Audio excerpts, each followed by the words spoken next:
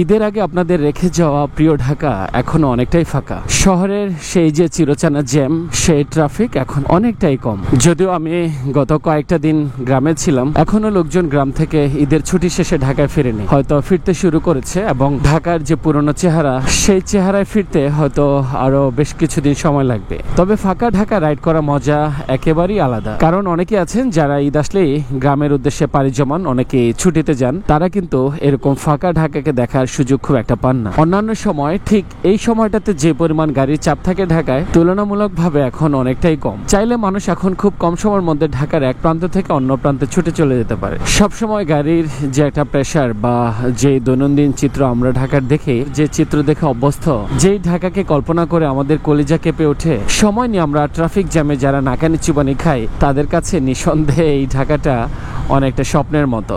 যদিও ইতিমধ্যে মানুষজন একটু একটু করে ফিরতে শুরু করছে এবং খুব স্লোলি আস্তে আস্তে ট্রাফিক বাড়তে শুরু করছে। তবে গণপরিবহন অর্থাৎ মেট্রো বাসের তুলনায় সিএনজি কিংবা আদার্স ভেহিকলসের সংখ্যা বেশি। আমার সামনেই হচ্ছে বাংলা মোটর। বাংলা মোটরের জ্যাম সম্পর্কে আপনাদের সবারই কিন্তু যথেষ্ট ধারণা আছে। বিশেষ করে বাংলা মোটর, মৌচাক, কাউরান বাজার, এইসব এলাকাতে কিন্তু গাড়ির যথেষ্ট চাপ থাকে।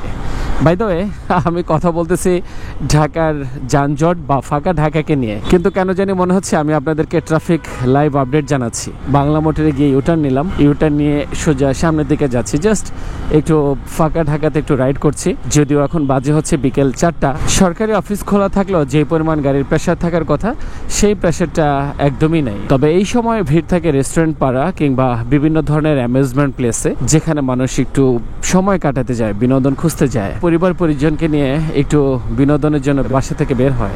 একেবারেই ছিমছাম পরিবেশ, কোনো ধরনের প্যারা নাই, কোনো ট্রাফিক সিগন্যাল নাই। ইনফ্যাক্ট ভেহিকেল নয়েজ যেটা সবসময় থাকে, সেটাও খুব একটা নাই। আর আমি বেশ কিছুদিন ধরে একটু ইরেগুলার মনে হচ্ছে, ভিডিও খুব একটা দেই না, যেহেতু ঈদের ছুটিতে গ্রামে গেছি। কারণ গ্রামে গিয়ে ভিডিও করা এবং সেই ভিডিও এডিট করে আবার আপলোড দেওয়া, এটা একটু আমার কাছে বেশ যন্ত্রণার মতো লাগে। কারণ যতটা সময় ছিলাম, যতটা সময় ঘোরাঘুরি করছি, বেশ চিল মোডে ছিলাম। মোটামুটি বলা যায় মাইক এবং ক্যামেরার বাইরে ছিলাম। আছি আরেক ব্যস্ততম এলাকা বেলি রোডে। আমার গলার অবস্থা একটু খারাপই শোনাচ্ছে, কারণ আমার গলাটা সামান্য পরিমাণ ভেঙে গেছে। ও, ইটস লুকিং গুড। বেলি রোডে অনেকটাই ফাঁকা, তেমন কোনো ট্রাফিক নাই। এই সময়টায় যাদের যাদের বাইক আছে, আমরা চাইলেই কিন্তু ফাঁকা ঢাকায় ছোট্ট করে একটা রাইড দিয়ে ফেলতে পারি। ইনফ্যাক্ট ঢাকায় যারা আছেন, আই হোপ তারা ইতিমধ্যে বাইক নিয়ে বের হয়ে পড়ছেন, অনেকে ঘোরাঘুরি করছেন, আবার অনেক রাইডার আছেন যারা ঢাকার বাইরে ট্যুরে চলে গেছেন। আমার তো দৌড় ছিল সেই গ্রাম পর্যন্তই। ঈদের পরেও আরো 2-3 দিন ছিলাম, তারপর ঢাকায় চলে আসছি আপনাদের সাথে নিজের বাকি সময়গুলোকে ভাগাভাগি করতে।